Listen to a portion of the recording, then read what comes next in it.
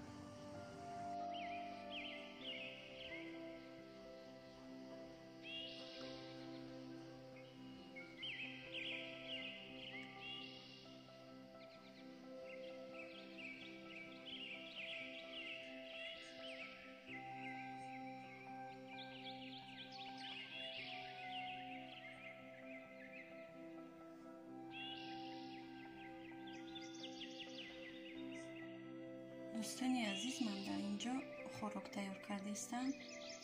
گلوبسی با برگ انگور. این خوراک ترکی می باشد. برای من لازم است فرش، برنج، یک قاشق تمت، روغن، زیلی، نمک. اینو خیلی وای میگیریم. برگ انگور، این مگزین.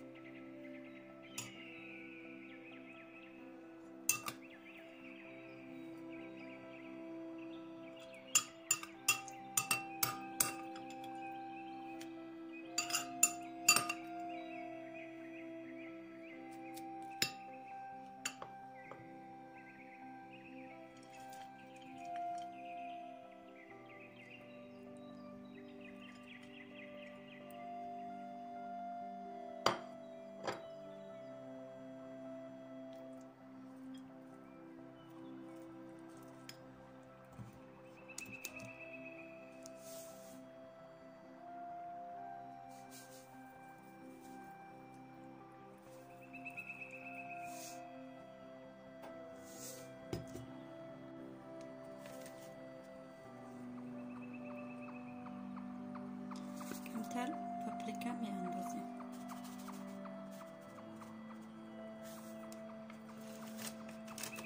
کمتر دیگه مرچ سیاه.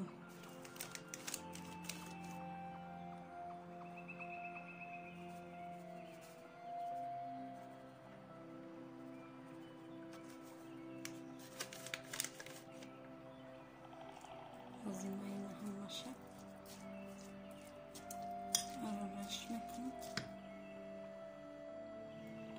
اینه میخواه شد چقدر زیبا.